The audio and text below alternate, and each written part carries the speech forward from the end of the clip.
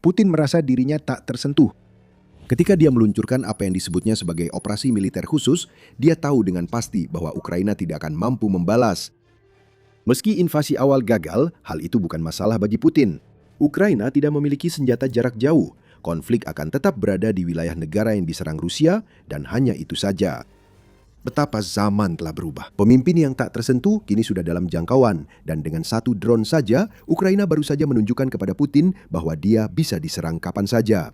Kami akan membawa Anda ke Gelendzhik di wilayah Krasnodar. Kediaman megah ini menghadap Laut Hitam dan telah menghabiskan jauh lebih dari $1 miliar untuk diubah menjadi istana mewah yang bisa digunakan Putin kapanpun ia ingin beristirahat. Seharusnya tak tersentuh. Dikenal dunia sebagai istana Putin, kediaman luas ini memiliki segala yang dibutuhkan oleh seorang diktator gila. Dulu, istana ini pernah dipenuhi perabotan termewah yang bisa Anda bayangkan. Sebagian besar adalah hadiah untuk Putin dari para oligark yang ia kayakan sejak berkuasa. Pada satu waktu, sekitar 1.500 orang bekerja dalam pembangunan dan renovasi gedung mewah ini. Gedung ini memiliki taman Jepang, kolam renang rata lantai, dan gym besar yang hampir seluruhnya terbuat dari marmer. Bangunan ini terbuat dari papan gipsum, dan di tahun-tahun berikutnya, sebagian tertutup jamur hijau menjijikan. Tapi kalau dipikir-pikir, itu justru membuktikan bahwa Gelendzhik benar-benar istana Putin. Mengesankan dari luar, tapi membusuk di dalamnya. Istana ini menjadi simbol dunia terisolasi yang dibangun Putin untuk dirinya sendiri. Sebuah rumah mewah yang jauh dari kediaman utamanya, sangat dijaga ketat dan jauh dari kehidupan rata-rata orang Rusia. Inilah tempat Putin pergi untuk bersantai, dengan keyakinan kuat bahwa tidak ada yang bisa menyentuhnya saat ia berada di dalam tembok istana. Lalu semuanya berubah. Pada 3 Agustus, tersebar kabar drone Ukraina jatuh beberapa kilometer dari istana Putin. Ukraina belum berhasil menghantam sasaran secara langsung, bahkan belum jelas apakah istana itu memang jadi target. Kemungkinan besar tidak, karena drone yang jatuh itu ditembak hanya 300 meter dari fasilitas yang terkait produksi rudal Rusia. Itu tampak sebagai target yang lebih mungkin. Namun bagi Putin, fasilitas itu serta 6 tewas dan 40 luka akibat keputusan Rusia menembak jatuh drone Ukraina di pantai Ramai tidak penting. Bagi Putin, yang terpenting adalah drone ini bisa membunuhnya. Drone itu dijatuhkan hanya 24 km dari Gelendzhik, menunjukkan kepada Putin sekali dan untuk selamanya bahwa bahkan sudut-sudut Rusia yang paling dijaganya pun, yang telah ia ciptakan untuk dirinya sendiri, kini berada dalam jangkauan Ukraina. Ukraina mungkin tidak menargetkan istana itu, tapi mereka bisa saja melakukannya kapan saja. Perang yang dimulai oleh Putin kini lebih dekat kepadanya daripada sebelumnya. Apa yang awalnya dipikir Putin sebagai invasi tanpa dampak bagi rakyat Rusia, kini berubah jadi perang besar yang mengancam seluruh warga Rusia. Elit politik dengan Putin sebagai pemimpinnya, mereka merasa aman di balik tembok tak kasat mata karena Ukraina tak bisa menyerang di rumah mereka. Kini tembok itu runtuh dan Putin telah menerima pesannya dengan jelas. Tidak ada lagi tempat aman baginya di Rusia dari jangkauan Ukraina. Menurut Kiev Post, seorang komentator Rusia mengklaim medan perang kini bukan lagi hanya satu tempat dan tidak ada lagi wilayah belakang di mana seseorang bisa begitu saja bersembunyi. Tidak ada tempat untuk bersembunyi di Rusia. Komentator itu benar. Meski hanya satu drone yang memicu kepanikan di Gelendzhik, dan kamu akan tahu bagaimana Rusia bereaksi. Faktanya, Ukraina telah membangun persediaan senjata jarak jauh yang bisa menyerang Putin hampir di seluruh Rusia, kecuali wilayah timur jauh yang sangat dingin dan terpencil. Dan bahkan wilayah itu mungkin tidak akan aman lebih lama lagi. Pada 21 Juni, Presiden Ukraina Volodymyr Zelensky menyatakan Ukraina kini memiliki drone dengan jangkauan hingga 3.000 km. Ia berjanji Ukraina kini akan menyerang Rusia setiap hari di wilayah pendudukan. Kita tak perlu lama menunggu Ukraina membuktikan klaim jarak ini. Pada 7 Juli, Ukraina menyerang kilang minyak Omsk di Siberia hingga terjadi kebakaran besar. Segala keraguan yang mungkin dimiliki Putin tentang klaim Ukraina langsung sirna seketika. Ini adalah serangan pemecah rekor dalam hal jarak, karena Omsk berjarak sekitar 2.500 km dari wilayah yang dikuasai Ukraina. Zelensky membuat janji, operator drone Ukraina menepatinya. Hal itu seharusnya membuat Putin khawatir, karena Zelensky telah membuat janji lain. Pada 24 Juli, setelah serangan di Omsk, dan tepat sebelum satu drone yang membuat Rusia panik di Gelendzhik, Zelensky menyatakan Ukraina sedang mengembangkan teknologi drone baru yang akan memungkinkan drone mereka terbang sampai 5.000 km. Dan generasi baru kemampuan serangan jarak jauh ini bukan lagi sekadar wacana. Drone yang dapat menempuh lebih dari 4.000 km diperkirakan akan berada di tangan operator Ukraina pada akhir 2026. Dan drone yang dapat menempuh lebih dari 5.000 km pada akhir 2027. Ukraina tak puas dengan pencapaian itu dan kini mengembangkan drone berjangkauan hingga 10.000 km. Praktis membuat seluruh wilayah penting Rusia dapat dijangkau. Drone-drone itu baru akan datang pada 2027. Sehingga Rusia harus menunggu untuk menghadapi senjata Ukraina yang menembus wilayahnya lebih jauh dari perkiraan. Dan itulah intinya tentang Omsk, Gelendzhik, dan setiap drone yang Ukraina kirim ke Rusia. Semua itu melanggar kontrak yang dibuat Putin saat meluncurkan operasi militer khusus. Putin menjual janji-janji tertentu kepada rakyatnya ketika ia menginvasi Ukraina pada Februari 2022. Mereka tidak akan terkena dampak, wilayah Rusia juga tidak. Kesepakatannya sederhana, dukung Putin dalam operasi militer khusus dan rakyat Rusia akan dibalas dengan penyatuan kembali Rusia dan Ukraina bersama semua kemakmuran yang dijanjikan negara dengan perkiraan 15 triliun dolar dalam kekayaan mineral. 4,5 tahun setelah menjual janji itu, Rusia seharusnya meminta pengembalian. Rudal dan drone terbang ke wilayah Rusia setiap hari. Ada pemadaman listrik, kekurangan air, bau minyak terbakar di udara, dan masih banyak lagi. Semua itu dijanjikan Putin tidak akan pernah menjadi masalah. Drone yang jatuh di Gelendzhik menunjukkan kontrak itu telah dilanggar. Hanya saja, ini adalah contoh yang membuat Putin terlihat bahkan lebih lemah daripada sebelumnya. Bukan hanya orang Rusia di daerah terpencil dengan pertahanan minim yang perlu khawatir. Setiap orang Rusia harus takut karena sekarang tidak ada lagi wilayah belakang yang aman di negara itu. Moskow yang aman sudah tidak ada lagi. Demikian judul utama laporan pers Euromaidan 18 Juni yang muncul setelah Ukraina melakukan serangan kedua dalam 3 hari terhadap kilang minyak Moskow yang hanya sepelemparan batu dari Kremlin. Ukraina telah menyerang sistem saraf pusat Rusia sepanjang tahun 2026. Demikian menurut Center for European Policy Analysis pada 15 Juli. Pembangkit listrik, kilang minyak, infrastruktur, pangkalan militer, dan sistem pemanas menjadi target senjata jarak jauh yang mengubah jalannya perang dan memaksa Rusia terus mengevaluasi ulang strategi militernya. Kenyataan, Rusia tahun 2026 begitu jauh berbeda dari janji-janji Putin pada tahun 2022, sehingga seolah-olah berada di dimensi lain. Dan untuk Gelendzhik, aura apapun yang mungkin pernah menyelimuti istana Putin yang kian rapuh itu kini secara resmi telah hilang. Satu drone yang mencapai koridor Laut Hitam Rusia pada 3 Agustus bukanlah yang pertama kali mengancam istana Putin. Pada Agustus 2025, puing-puing dari drone Ukraina yang ditembak jatuh memicu kebakaran hutan hanya 10 km dari istana tersebut, menunjukkan bahwa drone Ukraina bisa saja mengenai bangunan itu jika Ukraina menginginkannya. Kebakaran juga terjadi di dekat Gelendzhik awal 2026 akibat drone yang ditembak jatuh. Pertahanan udara Rusia di sekitar istana Putin masih bertahan seperti yang sudah diperkirakan. Ukraina belum melakukan serangan drone besar-besaran ke istana. Drone yang ditembak jatuh Rusia adalah pesawat tanpa awak yang terbang sendiri dan mungkin menuju target lain. Namun, Gelendzhik bisa saja dengan mudah menjadi target tersebut. Itu mungkin terjadi di masa depan. Dan ketika itu benar-benar menjadi target, akan menarik untuk melihat bagaimana pertahanan istana tersebut bertahan saat menghadapi puluhan, bahkan mungkin ratusan drone, bukan hanya 1 atau 2 saja. Ada satu hal yang bisa kita pastikan tentang apa yang baru saja terjadi di dekat istana Putin.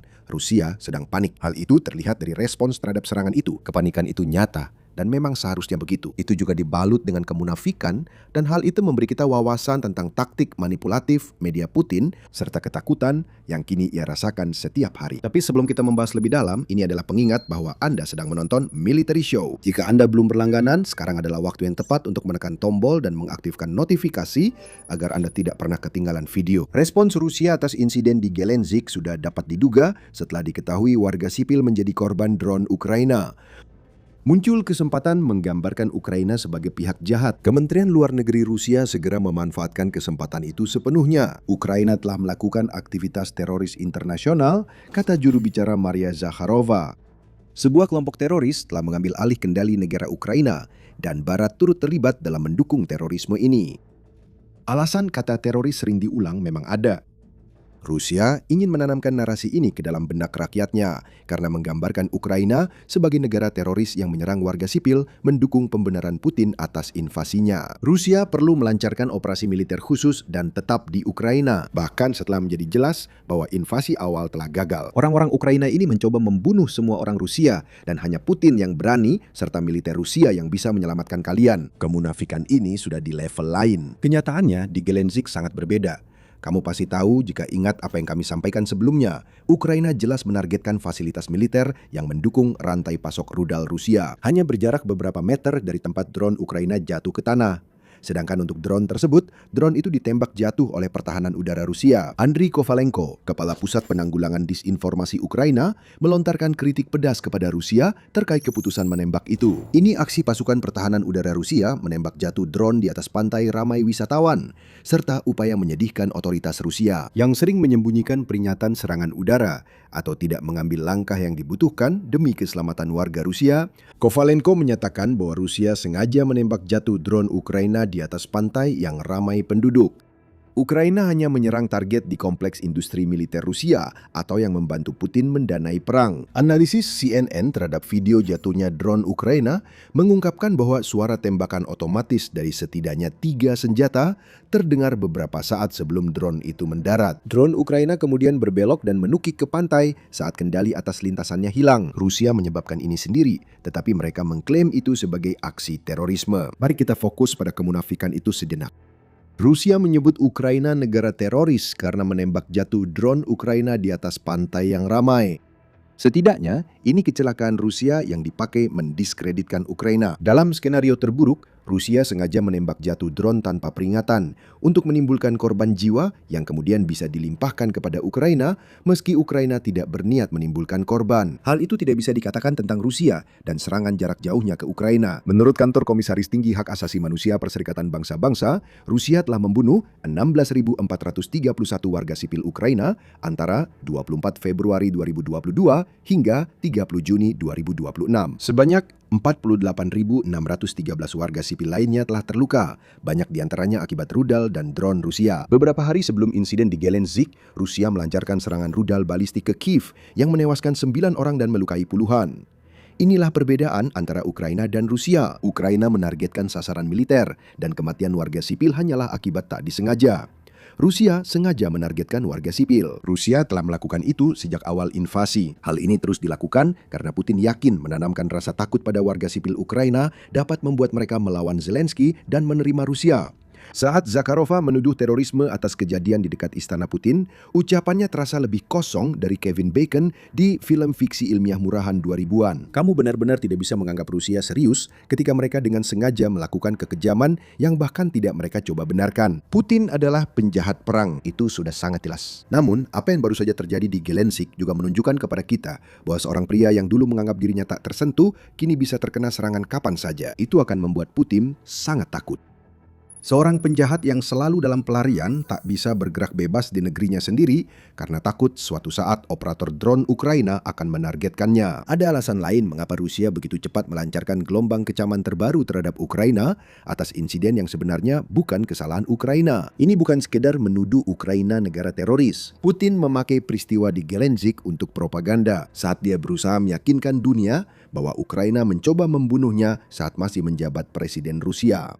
Kita tahu ini karena Putin punya rekam jejak dalam hal seperti ini. Menjelang akhir tahun 2025, Rusia mengklaim bahwa Ukraina telah melancarkan serangan drone terhadap kediaman Putin di wilayah Novgorod Utara. Rusia habis-habisan mendorong klaim ini. Mereka juga merilis rekaman yang diklaim memperlihatkan drone Ukraina yang sudah ditembak jatuh tergeletak di tanah di suatu tempat di luar kediaman itu. Secara total, kata Rusia, Ukraina telah meluncurkan 91 drone jarak jauh ke rumah Putin. Hanya 1 atau 2 yang terlihat ditembak jatuh dalam rekaman itu, dan tidak ada video yang menunjukkan drone tersebut ditembak jatuh. Orang-orang yang berpikiran konspiratif mungkin langsung berasumsi bahwa Rusia telah menempatkan puing-puing drone Ukraina dari serangan lain di Novgorod untuk membuatnya seolah-olah Ukraina telah mencoba membunuh Putin. Para penganut teori konspirasi ternyata benar. Tampaknya inilah yang dilakukan Rusia. Ukraina segera membantah klaim Rusia dan pada 5 Januari, sekitar seminggu setelah serangan itu, sebuah penyelidikan AI Serikat terhadap dugaan serangan tersebut mengungkapkan bahwa tidak ada serangan Ukraina yang benar-benar terjadi di Novgorod. Presiden Donald Trump awalnya sangat marah atas serangan itu dan berkata, "Saya tidak percaya serangan itu terjadi. Kami tidak percaya itu terjadi setelah kami memeriksanya." Mengapa semua ini penting? Saat Rusia membuat klaim, pembicaraan damai sedang berlangsung. Usai serangan yang diduga terjadi, Rusia menyatakan tak bisa melanjutkan pembicaraan. Ini sengaja dilakukan sebab Putin memanfaatkan ketakutannya pada drone Ukraina untuk mempengaruhi Amerika Serikat mendukung Rusia. Itu tidak berhasil. Namun sekarang, Rusia mengalami serangan yang dikonfirmasi terjadi di dekat Gelendzhik. Orang suruhan Putin belum mengaitkan serangan itu dengan upaya pembunuhan Putin.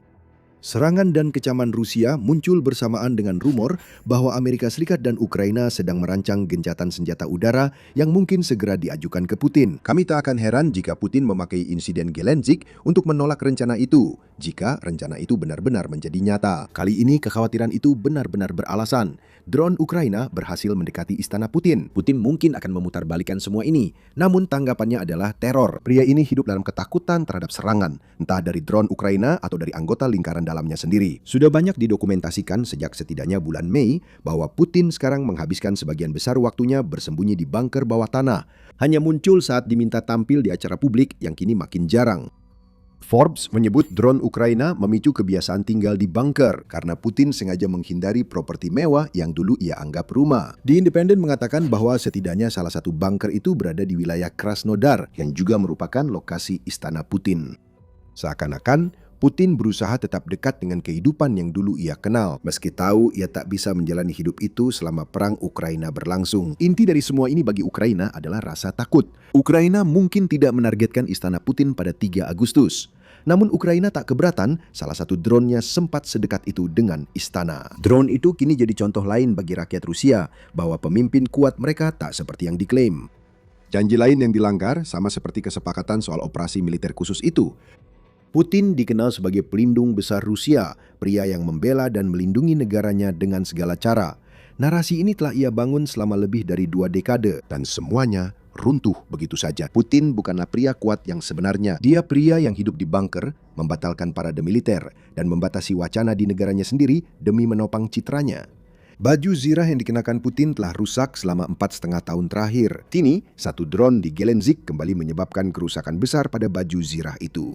Kini, semua orang di Rusia sudah tahu Putin bisa menjadi target bagi Ukraina kapanpun Ukraina menginginkannya. Dan jika tidak, Ukraina bisa menyerang seluruh tatanan masyarakat Rusia. Semua karena Putin telah memelintir setiap aspek masyarakat itu untuk melayani obsesinya terhadap Ukraina. Itulah yang terlihat dari serangan nekat Ukraina terhadap Wildberries. Wildberries tampak seperti perusahaan sipil, padahal sebenarnya tidak. Justru sebaliknya, itu target militer sah. Dan serangan Ukraina ke perusahaan itu menunjukkan bagaimana Ukraina membawa perang Putin kembali ke Rusia sendiri. Cari tahu lebih lanjut dengan menonton video kami. Jika Anda menikmati video ini, masih banyak lagi di Military Show. Berlangganan dan aktifkan notifikasi untuk jadi yang pertama melihat konten terbaru. Terima kasih telah menonton.